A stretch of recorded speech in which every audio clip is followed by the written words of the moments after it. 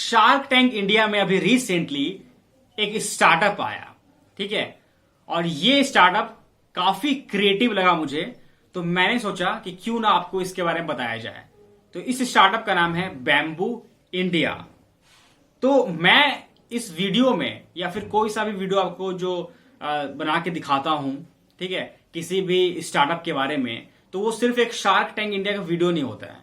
उसके अंदर आइडियाज होते हैं जिसपे आप लोग काम कर सकते हैं, ठीक है। लेकिन उससे पहले अगर आप मेरे चैनल में पहली बार आए हैं तो चैनल को सब्सक्राइब जरूर करिएगा और बेल आइकन को प्रेस करिएगा, क्योंकि मैं ऐसी वीडियोस लाता रहूंगा। तो शार्क टैंक इंडिया में अभी रिसेंटली बैम्बू इंडिया एक स्टार्टअप आई, और इस स्टार्टअप के जो फाउंडर्स हैं वो डियोस हैं, यानी कि हस्बैंड एंड वाइफ। तो ये यूनिक क्यों है और कौन से शार्क ने इस स्टार्टअप पे फंडिंग किया, इन्वेस्टमेंट किया, और जिसने किया वो कितना किया और किसने नहीं किया, और रीजन क्या है इस स्टार्टअप पे इन्वेस्टमेंट करने का। देखिए, ये जो डियोस हस्बैंड वाइफ्स हैं, ये दोनों बचपन से ही एक दूसरे को जानते थे, ठीक है। और जो मैन है, वो जो फाउंडर हैं, वो आईटी में थे पहले, और उन्हें क्रिएटिव काम करने में काफी अच्छा लगता था, और उनको बहुत सारे अवार्ड्स भी मिल चुके हैं देश विदेश में क्रिएटिव काम करने के लिए, ठीक है। तो वो आए शार्क टैंक इंडिया में, उन्होंने स्टार्ट किया पिच करना। तो उनका ये कहना है कि शार्क्स, जो हम अपने नॉर्मल लाइफ में जो भी हम ब्रश यूज करते हैं प्लास्टिक का, ठीक है, तो उस ब्रश से क्या हो रहा है, हम ब्रश करते हैं और उसे थ्रो कर देते हैं कहीं भी, तो उससे इन्वायरमेंट खराब हो रहा है, हमारे नेचर को हानि पहुंच रहा है उससे, ठीक है। तो उसको रिप्लेस करने के लिए हम लोग 2015 में फर्स्ट ऐसे स्टार्टअप थे जो कि बैम्बू ब्रश का काम कर रहे थे, और वो भी 100% बैम्बू से, 100% बैम्बू से वो बनाते हैं इस ब्रश को। तो इनका ये कहना है कि जो इंडिया है सेकेंड लार्जेस्ट कंट्री है जो कि बैम्बू उगाती है। इंडिया सेकेंड लार्जेस्ट कंट्री है जो बैम्बू उगाती है। सोच लीजिए कितना बैम्बू का यहाँ पे खेती होता होगा। बिकॉज आप लोग सुनते होंगे नाउ डेज बहुत सारे ऐसे ब्रांड्स हैं जो कि बैम्बू में काम कर रहे हैं, बैम्बू का कपड़ा आ रहा है, बैम्बू का शूज आ रहा है, बैम्बू का चप्पल आ रहा है। फिर शार्क्स का ये कहना है कि काफी अच्छा काम कर रहे हैं आप, इंप्रेसिव है ये आपका आइडिया। बात करता हूं अनुपम मित्तल की, तो उन्होंने कहा कहाँ आपने इस ब्रांड को मतलब विजुअल कर रहे हैं। तो इनका कहना है कि जो हमारा बैम्बू का जो ब्रश है, इसे हम अभी तक 18 कंट्रीज में डिलीवर कर चुके हैं, ठीक है। और इंडिया में 2050 पिन कोड्स पे हम लोगों ने इसको डिलीवर किया है सक्सेसफुली। और ये अवेलेबल है अमेजन पे, फ्लिपकार्ट पे, और इनका खुद का D2C जो प्लेटफॉर्म है bambooindia.com, वहां पे भी लोग अवेलेबल हैं।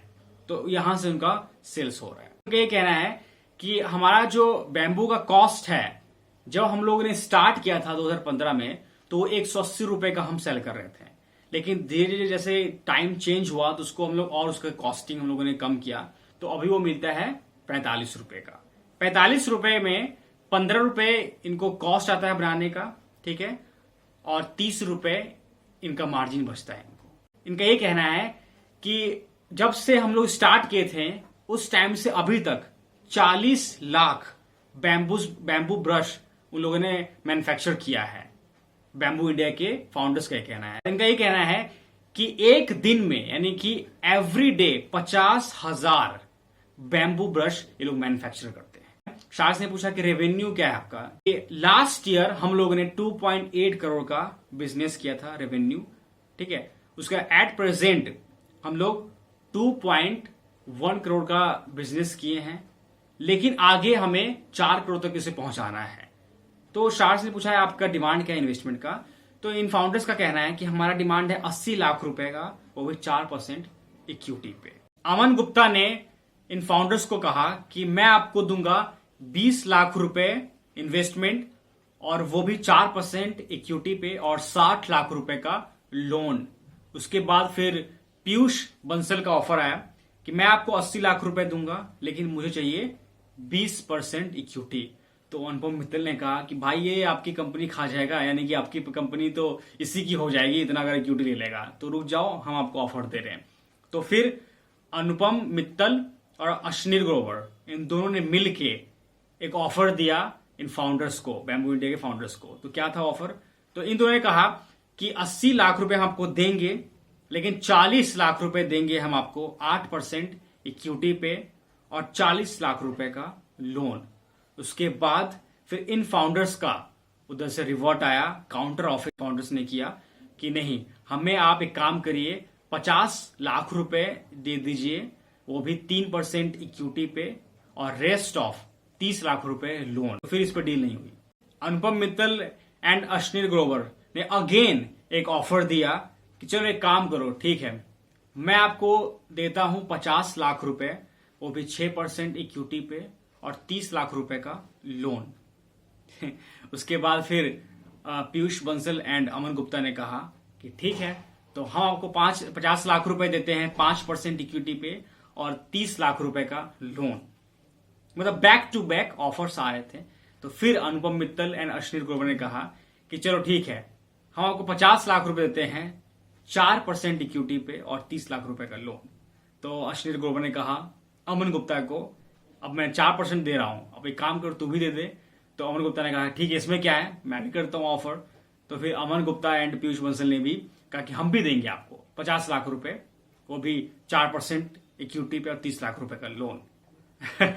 तो फिर उसके बाद अश्नीर ग्रोवर, उनका काफी पैसा है, ऐसे खतरनाक ऑफर देते हैं जिससे फाउंडर्स एक बार सोचने पे मजबूर हो जाए। और वो इस टाइप का ऑफर्स इसलिए भी देते हैं ताकि जो शार्क्स हैं वो डाइवर्ट होके वो भी कम ऑफर कर दे और उसके बाद वो पैर खींच देते हैं अपना। लेकिन फिर अनुपम मित्तल और अश्नीर ग्रोवर का एक और ऑफर आया कि चलो ठीक है, अब मैं आपको एक और ऑफर देता हूं, वो है 3.5% का इक्विटी 50 लाख रुपए पे और रेस्ट ऑफ 30 लाख रुपए का हम लोन देंगे आपको। तो फिर पीयूष बंसल एंड अमन गुप्ता ने कहा कि नहीं भाई, इतना तो हम दे सकते हैं, हमें नहीं चाहिए ये डील, आप ले जाओ, हम बाहर होते हैं इससे। तो फिर पीयूष बंसल एंड अमन गुप्ता बाहर हो गए। उसके बाद इन फाउंडर्स की डील डन हो गई और इन्हें इन्वेस्टमेंट मिल गया। जो बैम्बू इंडिया के फाउंडर्स हैं, स्पेसिफाइड शार्क से ही इन्वेस्टमेंट लेना होगा, लेकिन ऐसा नहीं है। वो उन्हें कोई अच्छा डील मिल जाए तो उसी के साथ वो रेडी हो जाते हैं। तो एक अच्छी डील उनको मिल गई, वो डील ले लिए और चेक उनके हाथ में आ गया।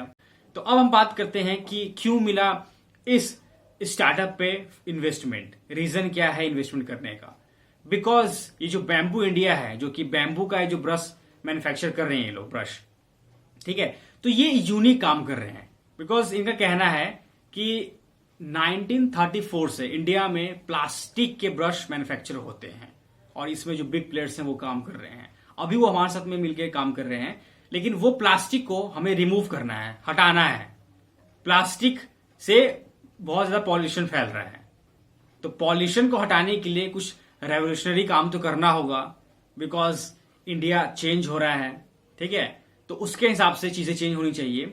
तो जो प्लास्टिक है उसे रिप्लेस करके अब इको फ्रेंडली चीज में, नेचर की चीजें यानी ब्रश, वो बैम्बू से बना के मार्केट में एक नया थीम और एक नया प्रोडक्ट इंट्रोड्यूस कर रहे हैं। तो दैट्स वाई शार्क्स ने भी सोचा कि ये कुछ क्रिएटिव है, हट के है। जो हम नॉर्मल ब्रश यूज करते हैं वो अब हम बैम्बू का यूज करेंगे और पब्लिक बैम्बू का यूज करेगी, उन्हें कोई अच्छा प्रोडक्ट मिलेगा, इस प्रोडक्ट से पैसा और आएगा। दैट्स वाई रीजन ये है इन्वेस्टमेंट करने का बैम्बू इंडिया के प्रोडक्ट्स पे, यानी कि बांस के बने हुए ब्रश पे। तो अगर आप भी सोच रहे हैं इस टाइप का क्रिएटिव आइडिया पे काम करने के बारे में और next year shark tank India में जाने के बारे में, तो आपके पास भी इस टाइप का कोई कॉन्सेप्ट है या फिर आप काम कर रहे हैं इसके ऊपर, तो आपको इन्वेस्टमेंट मिल जाएगा। बिकॉज जो हम नॉर्मल लाइफस्टाइल जी रहे थे उसको चेंज करके अब जो चीजें मार्केट में इंट्रोड्यूस हो रही है वो सब अलग हो रही हैं। शार्क्स को भी कोई ऐसा प्रोडक्ट चाहिए जिसपे वो इन्वेस्ट करे जो कि यूनिक हो। तो यही था आज का वीडियो, फिर मिलते हैं आपसे किसी नेक्स्ट वीडियो में। और अगर आप चैनल पहली बार आए तो चैनल को सब्सक्राइब जरूर करिएगा और बेल आइकन को प्रेस करिएगा। मिलते हैं आपसे किसी नेक्स्ट वीडियो में। This is Adarsh and you are watching business skill with Adarsh Singh, signing of.